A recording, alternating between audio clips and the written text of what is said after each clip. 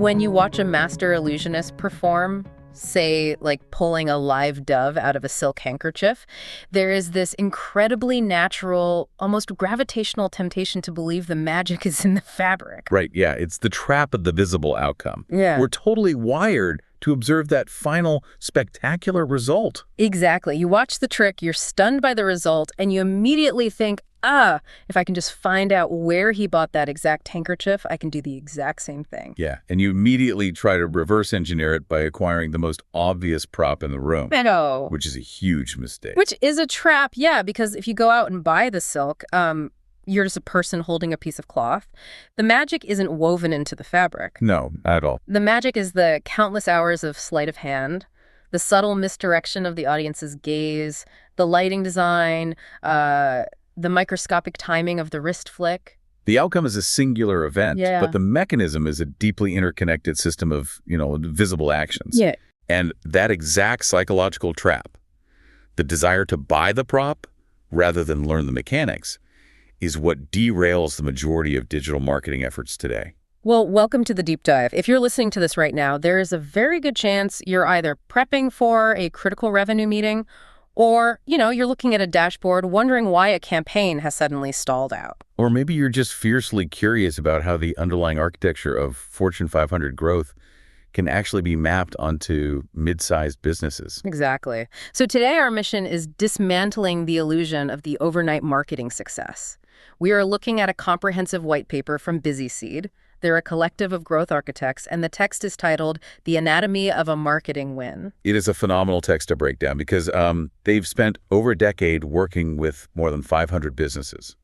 They effectively build revenue engines. Yeah, 500 businesses is a massive sample size. It really is. And their core thesis attacks that illusion head on. Because most businesses, they only ever see the final metric. They look at a competitor or they read a case study and they see a massive influx of leads or lower cost per lead or a spike in traffic. They see the dove. They see the dove, but they don't see the thousands of microscopic compounding adjustments that actually manufactured that outcome. Exactly. I want to dig into that because the white paper introduces this concept of fragmented measurement, which feels like the absolute root of the problem here. Oh, it is. It's the core issue. When a campaign succeeds, businesses try to copy the visible elements.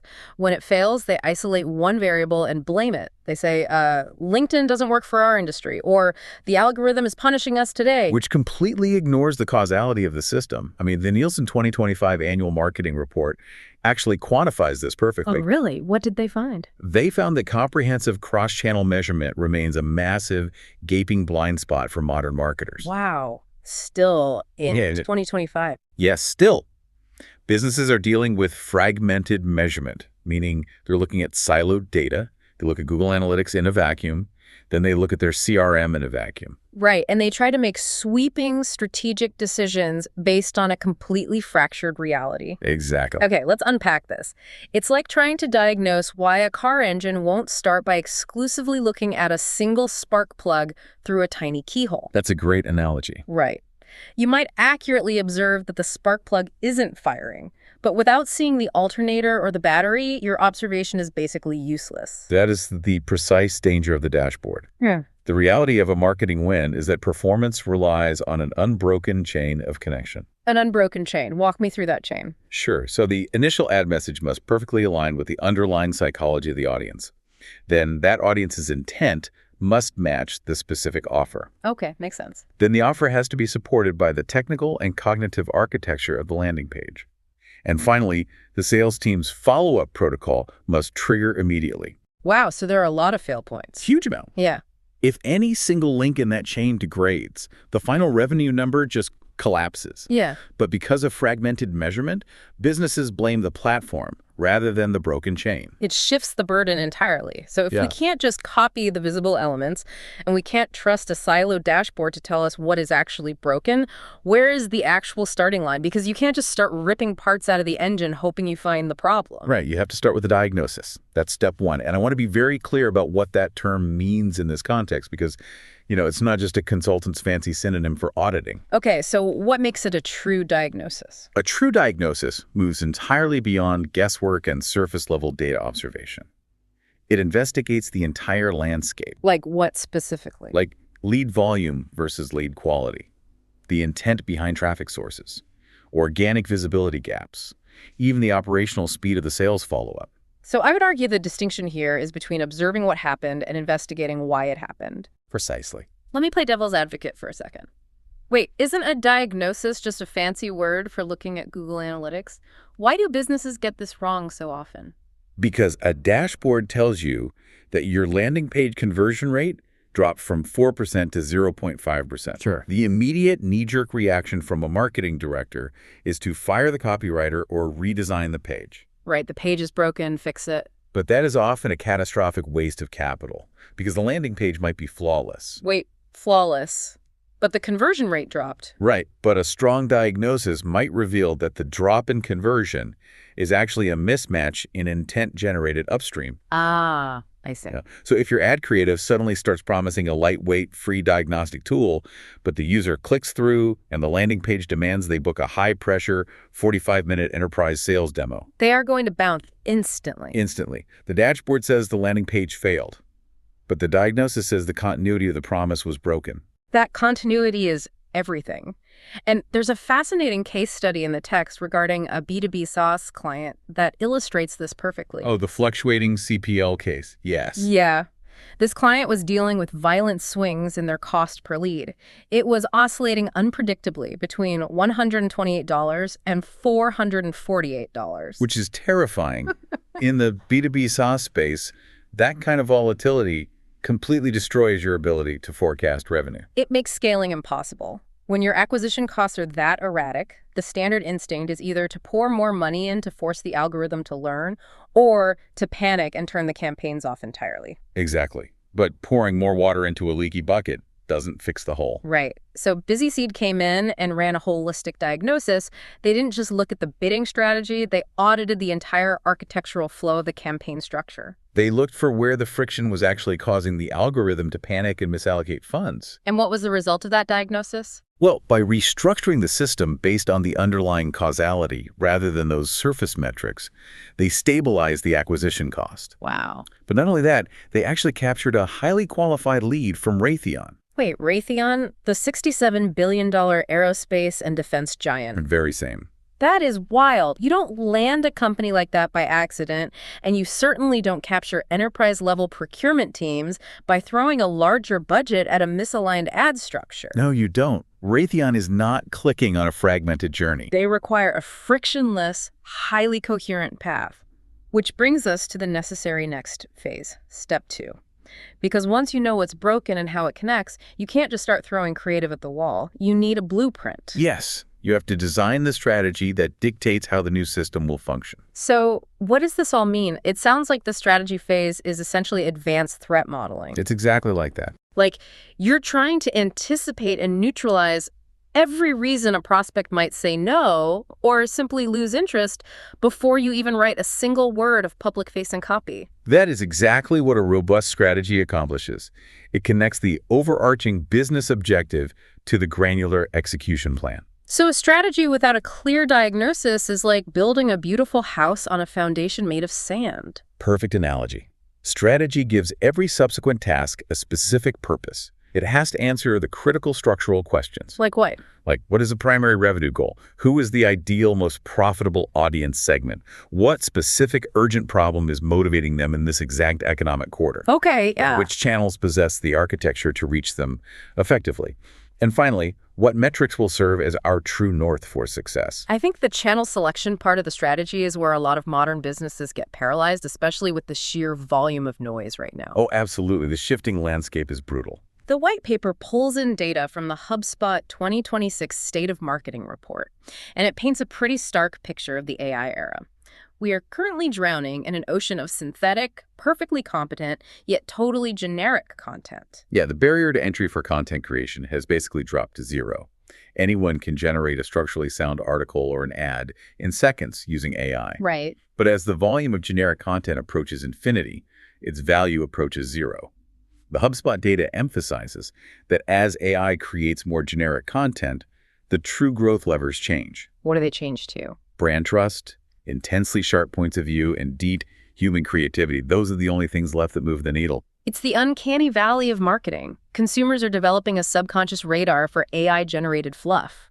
If your strategy is just produce more content, you are actively commoditizing your own brand. You really are. You have to architect a strategy that inherently cuts through the synthetic noise. Let's talk about the Government Contract Pricing Summit case study, because that is a masterclass in this kind of architectural shift. Yes, the Pricing Summit.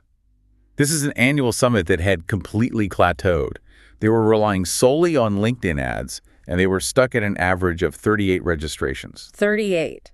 For an industry summit, that borders on a failed event. It was a crisis for them. But if I am diagnosing that, my first thought is that LinkedIn is generally phenomenal for B2B targeting. You can target by exact job title, company size, seniority.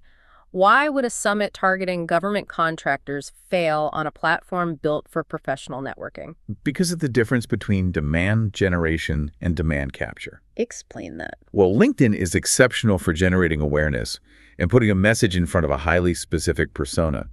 But users on LinkedIn are passively scrolling. Right, they're looking at updates, not shopping. Exactly. They aren't actively searching for a summit. So if you only use LinkedIn, you are hoping you catch them at the exact moment they want to buy a ticket, which is statistically highly improbable. So you are planting seeds, but you're not harvesting them. Precisely. So BusySeed shifted the strategy to an omni-channel approach. They didn't abandon LinkedIn. They paired it with Google ads, aiming at a much sharper audience segment. The strategy shifted the mechanics. They used LinkedIn to generate the awareness, getting the brand and the value proposition in front of the right defense contractors. Yep.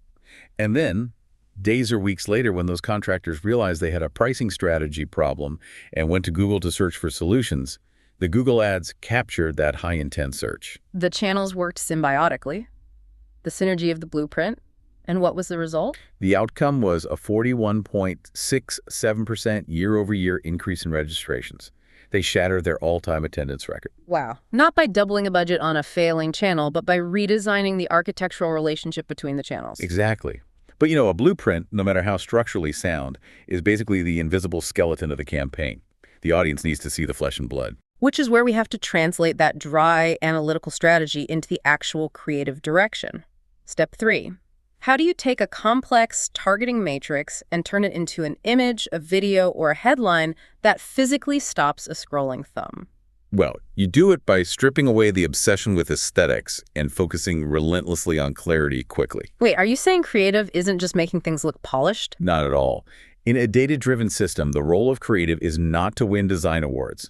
It involves testing hooks, reframing offers, establishing visual hierarchy, and matching creative to funnel stages. Right. Its primary function is to answer the audience's unspoken questions in a fraction of a second. I love that framing, the unspoken questions. Every time I'm scrolling on my phone and an ad interrupts my feed, I am subconsciously interrogating it. We all do it. My brain is rapidly calculating, is this for me? Do they get my problem? Why should I care right now? And what actually happens if I click this link? If your visual hierarchy and your headline do not resolve those unspoken questions instantly, the user experiences cognitive overload and they scroll past. It doesn't matter if the video cost $50,000 to produce. No, it doesn't. The Content Marketing Institute and Marketing Prof's 2025 data confirms this entirely. What did the CMI data say? The research shows that the top-performing B2B content marketers credit their success to a deep, almost empathetic audience understanding and high-quality content aligned with goals, not production value. I really want to push back on this idea of production value versus clarity, because the industry is absolutely addicted to pretty ads. We assume that if something looks incredibly polished and beautiful, it must be more effective. It's a common trap. But are we saying that the best-looking ad doesn't always win? Is a highly polished video actually less effective than a simple text graphic if the text answers those unspoken questions better? It absolutely can be less effective. Highly stylized creative can sometimes signal corporate advertising to the user, immediately triggering their mental spam filters. Oh, that makes sense. Yeah, a simpler text-heavy graphic that directly names the user's pain point and offers a clear path to resolution will often win because it feels native and utilitarian. Creative must be treated as a vehicle for relevance, not just a canvas for art. The premier Santa Barbara catering company case in the white paper illustrates this tension perfectly. Oh, that's a brilliant example. This is a company with a pristine, award-winning reputation. They had the prestige, but they were relying exclusively on legacy word of mouth. Which is a massive vulnerability in the modern market. They completely missed online searchers. Word of mouth is powerful, but it's not scalable. Right. If I just moved to Santa Barbara and I need a caterer for a 500-person gala, I don't have a local network yet. I have a search engine. Exactly. BusySeed recognized that gap. Well, They built a data-driven Google Ads campaign highlighting real differentiators. they didn't just build a visually stunning montage of hors d'oeuvre. No, they highlighted the award-winning work, the years of experience, the local reputation. They translated offline prestige into digital clarity. And the performance data reflects the power of that translation. What was the CTR on that? They achieved a click-through rate of nearly 19%. 19%. That's insane. To put that in perspective for you listening, the industry average is hovering around 6.89%. Yeah, they almost tripled the industry average. Because when the user asked the unspoken question, who can I trust not to ruin this gala, the ad answered instantly with undeniable proof. But you can have the most compelling, perfectly designed message in the world. Right. But if it's delivered to an empty room or the wrong room entirely, it fails. Which brings us to step 4, the targeting and audience work. The strongest message underperforms if it reaches the wrong people. Exactly. And targeting today spans so much more than basic demographics. It's geography, search intent, website behavior, customer lists, and engagement history. It's the difference between trying to get a message across by shouting through a megaphone in a crowded, chaotic stadium versus finding the exact right person, tapping them on the shoulder, and whispering a secret they've been dying to hear. That is a phenomenal way to conceptualize it. The precision pivot. We have to move away from demographic broadcasting and move toward behavioral and intent-based personalization without being broad or generic. And the data supports this shift. Heavily.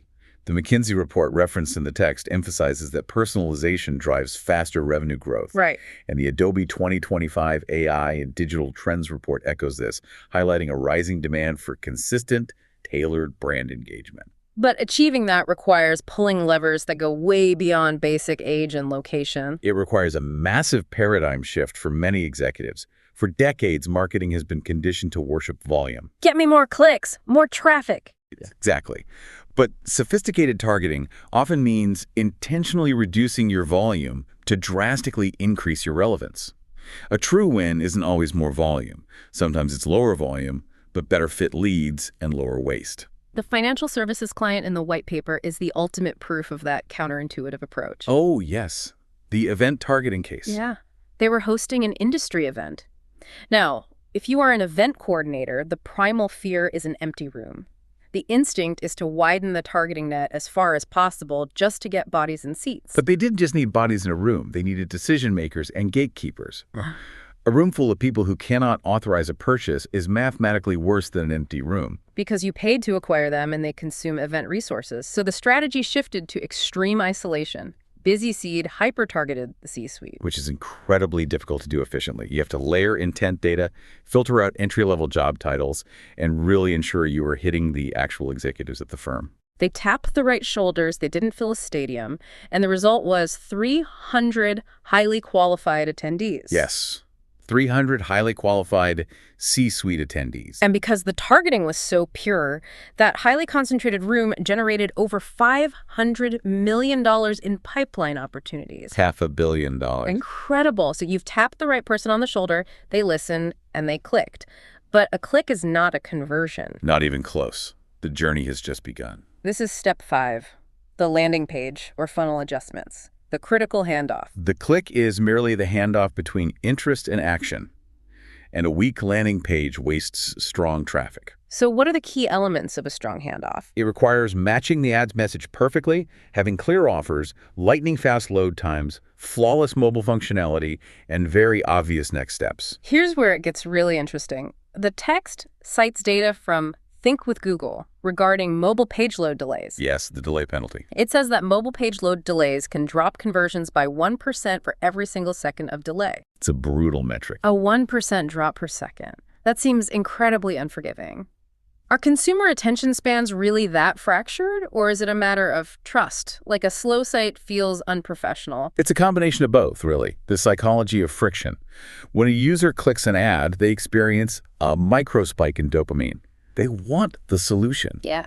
Every second that passes without that resolution causes frustration. They start wondering, is this site broken? Is this a scam? The friction literally overrides the desire for the solution, which means for many businesses, the fastest path to growth isn't spending more on ads. Exactly. It's fixing the leaks in the bucket after the prospect arrives. The case study of the local fence construction company demonstrates exactly how transformative a frictionless handoff can be. Oh, the fence company. They were in bad shape initially. Yeah, originally they were averaging 1 to 2 leads per month, sometimes 0. For a local service business, 0 leads is an existential threat. So what did BusySeed do? They didn't just dump more money into ads, right? No, they launched a completely new lead gen-focused website. They rebuilt the handoff to minimize that cognitive load we just talked about. And the result of just fixing the net, 21 new leads in the first 8 days. From 0 to 21 in barely a week. Just by eliminating the technical and psychological friction at the point of conversion. Getting those 21 leads in 8 days is an amazing launch. It's a great start. But launch is not the finish line. It's the starting block for the next phase. Step 6, the optimization process, the engine of compounding growth. Yes, because no win is fully built at launch. Optimization means testing headlines, shifting budgets, pausing weak creative shortened forms, and reviewing lead quality based on real audience data. Right. The white paper explores this contrast between one-time marketing and performance-driven marketing. One-time marketing is just asking, did it work at the end of the month? Exactly. Whereas performance-driven marketing is asking, what are we learning today and how do we make it better tomorrow? It's like tuning a high-performance race car. The car runs on day 1, but the mechanics spend the whole season adjusting the suspension and tire pressure to shave milliseconds off the lap time. That's a perfect analogy. And even as AI embeds into workflows to handle the micro-bidding, human judgment is essential to interpret that data and refine strategy. So returning to the fence company, BusySeed took over their Google Ads and spent a year systematically testing keywords, copy, and audience signals. They spent a whole year tuning the car. A full year of rigorous optimization. And the result? In 2024, total conversions climbed 411% to 1,201. The CTR increased 42.79%. But the craziest part is the average CPL settled at $26. That is roughly 83% lower than the industry average. They dominated their local market because their engine was just mathematically superior. And when you finally tune that machine perfectly, you achieve the result everyone else only sees on the surface. Yeah. Which brings us to our final step, step 7, the results. The blueprint for the future. Right. Because the final metric, the leads, the CPL, the traffic, is just the visible outcome of the built system. A strong result should answer critical questions. What worked? Why did it work? Which audience responded? What can be scaled next? A single win must be treated as a foundation. By understanding what created the result, a business makes growth predictable and repeatable. There's a famous David Ogilvy quote from The Source that sums this up beautifully. Never stop testing, and your advertising will never stop improving. I love that. Let's look at the final case study, the home builder. This is a great summary of the whole system. They came in with disjointed digital efforts and really weak tracking. They were the epitome of the broken chain. So BusySeed applied the entire 7-step system we just walked through. Diagnosis, strategy, creative, targeting, landing page, optimization, everything. And the result was staggering. In 2024, they generated 965 leads. They contracted 34 homes across 3 communities and completely sold out 2 of them. Their conversion rate reached 3.53%. Smashing the 0.4 to 1.2% industry benchmark. But the real win wasn't just the homes sold, right? No, the real win was discovering the repeatable combination to do it again. They built a predictable machine. Which is the ultimate goal. So I want to ask you, the listener, to reflect on your own business for a second. When you hit a big goal last year, do you actually know why you hit it, or were you just happy it happened? If you don't know why, you can't repeat it. Exactly. Better marketing doesn't happen by accident. It is diagnosed, planned, built, tested, and optimized. The strongest results come from making the system work together, not just doing more. Doing more of what's broken, just breaks things faster. Totally. So if you want to look beyond surface-level metrics and stop guessing, you need to connect with the team that wrote this blueprint. You can call BusySeed at 838-444-5161. Or you can email them at sales@busyseed.com. Or visit www.busyseed.com to schedule a discovery call and explore their resources on AI-era visibility and funnel performance. Before we wrap up, what is one final provocative thought we can leave them with? Well, if a marketing win is truly an interconnected system rather than a single event, does the concept of a marketing campaign, something with a hard start and stop date, even make sense anymore? Oh, wow. Perhaps you shouldn't be launching campaigns at all? Perhaps you should only be building always-on revenue engines? Stop launching campaigns and start building engines. I love that. Thank you so much for joining us on this deep dive. Take a hard look at your systems this week, and we will catch you on the next one.